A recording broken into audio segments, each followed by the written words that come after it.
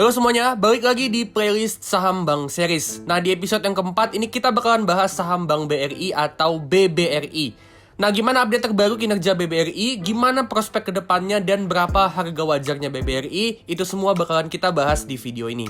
Sebelum kita mulai, jangan lupa subscribe dan tekan lonceng ya, supaya kalian up to date terus sama channel ini, terutama playlist Saham Bank Series. Oke, langsung aja kita mulai.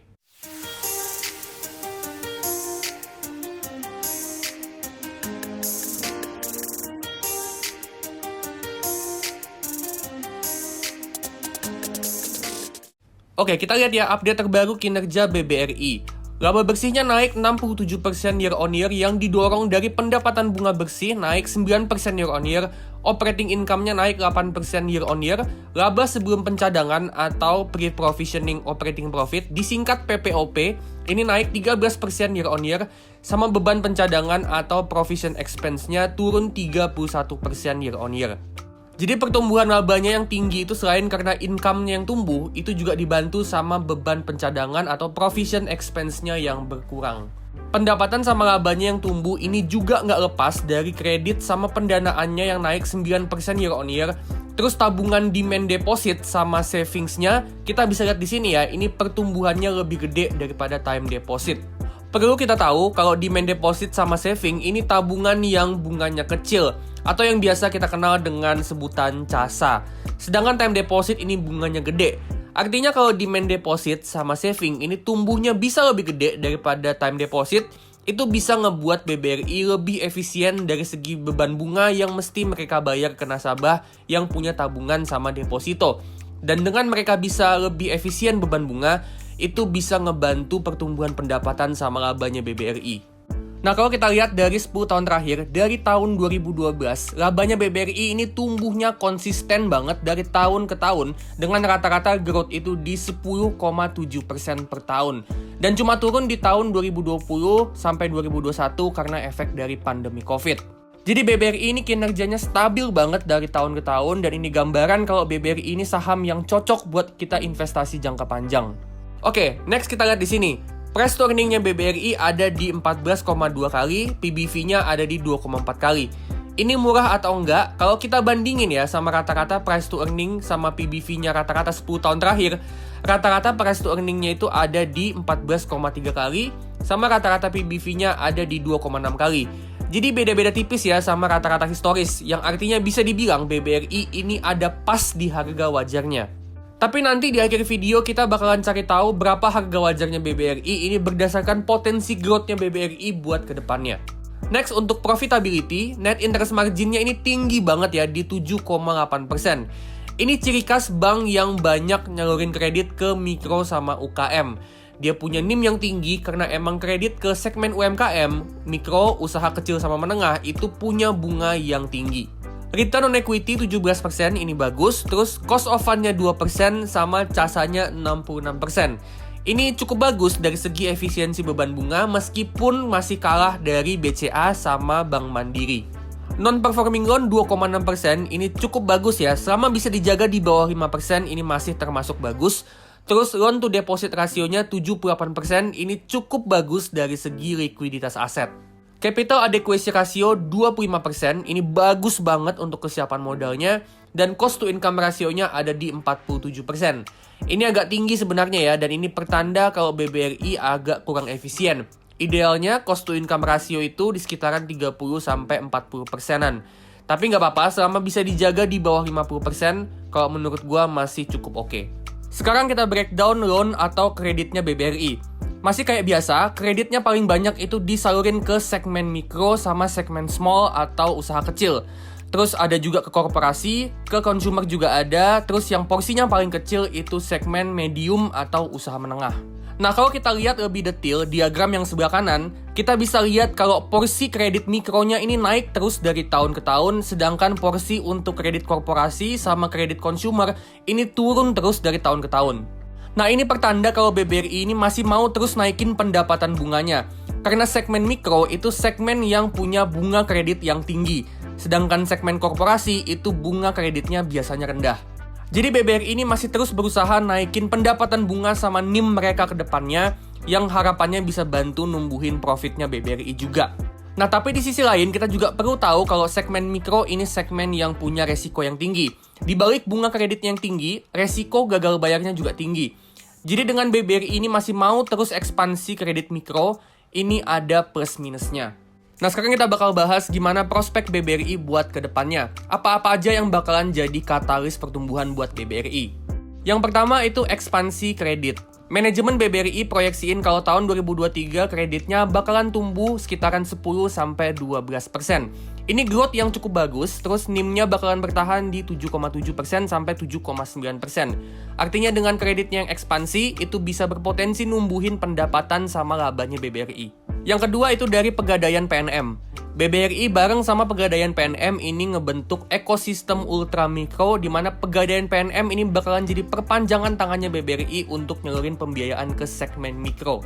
Dengan adanya Pegadaian PNM, BBRI bisa lebih leluasa untuk ekspansi kredit sama pembiayaan ke segmen mikro. Jadi kalau tadi kita udah lihat kredit mikronya BBRI porsinya naik terus, kedepannya kemungkinan besar trennya masih bisa bertahan dengan bantuan Pegadaian sama PNM. Terus sumbangan laba bersih sama asetnya Pegadaian PNM ke BBRI ini yang paling gede dari anak usaha yang lain. Jadi bisa dibilang Pegadaian PNM ini bisa kasih impact yang gede ke BBRI dan kedepannya bisa jadi katalis growth terbesar buat BBRI. Yang ketiga itu digital banking. Dengan Briling sama Brimo, layanan-layanannya BBRI terutama penyaluran kredit sama pembukaan tabungan ini bisa diakses dengan lebih praktis, kapan aja dan di mana aja tanpa perlu ke kantor cabang. Yang mana itu bisa ngebantu pertumbuhan kredit sama tabungannya BBRI. Terus digital bankingnya BBRI lewat Brimo dengan ekosistem digitalnya dan akses ke fintech, dia juga berpotensi buat numbuhin transaksi yang ada di Brimo dan itu bisa numbuhin pendapatan fee buat BBRI. Yang terakhir itu buyback saham. Manajemen bilang kalau setelah mereka buyback 3 triliun di tahun 2022, mereka berencana mau buyback lagi 1,5 triliun di tahun 2023. Buyback ini efeknya bagus ya buat investor. Karena efek dari buyback itu bakalan ngebuat jumlah saham beredar jadi berkurang. Dan itu bisa bantu pertumbuhan untuk earnings per share sama book value per share-nya BBRI. Jadi kalaupun ke depannya laba bersihnya BBRI ini katakanlah nggak tumbuh sama sekali, tapi dengan mereka rutin ngelakuin buyback, earnings per share-nya masih bisa terus tumbuh. Nah jadi itu dia ya, 4 katalis pertumbuhan buat BBRI. Jadi menurut gua BBRI ini ke depannya masih punya potensi growth. Sekarang kita bakal hitung berapa harga wajarnya BBRI. Kayak biasa, caranya dengan kita hitung berapa dividen sama capital gain yang bakalan kita dapat di masa depan dari saham BBRI atau sebutannya metode discounted dividend model. Oke, pertama kita buat asumsi growth. Kita nggak tahu growth ke depannya berapa persen, jadi kita perlu bikin asumsi. Di satu sisi BBRI punya potensi growth yang bagus dari Pegadaian PNM, digitalisasi sama ekspansi kredit. Tapi di sisi lain BBRI ini udah jadi bank yang gede, udah jadi bank yang raksasa, yang mungkin growth ke depannya itu bakalan melambat. Nah sebagai gambaran, BBRI 10 tahun terakhir growth-nya ada di sekitaran 10-11% per tahun. Kita pakai aja asumsi growth yang lebih konservatif supaya kita bisa prepare for the worst case. Jadi kita asumsi aja growth-nya itu ada di sekitaran 5-10%-an per tahun untuk jangka waktu 10 tahun ke depan. Next, kita mau buat asumsi price to earning di tahun ke-10 nanti. Jadi anggapannya kita mau invest di saham BBRI untuk 10 tahun ke depan. Nah, kita asumsiin aja price to earning-nya itu setara sama rata-rata price to earning historis selama 10 tahun terakhir di angka 14 kali untuk skenario middle case. Terus di worst case kita pakai 12 kali, untuk high case kita pakai 16 kali. Terus untuk asumsi dividen payout ratio, manajemen BBRI bilang kalau mereka ini yakin kalau BBRI bakalan bagi dividen itu 70% dari laba. So kita pakai aja asumsi 70% dividen payout ratio untuk 10 tahun ke depan. Terakhir untuk return on investment atau ROI, kita mau return 13% dari BBRI supaya kita bisa ngalahin return dari IHSG yang ada di 10-11%-an. Oke, kita udah buat asumsinya, sekarang kita lihat ya. BBRI per video ini dibuat ada di harga 4.860. Dan untuk harga wajarnya, untuk skenario low case itu ada di 3.551, middle case di 4.676, sama high case-nya ada di 6.161.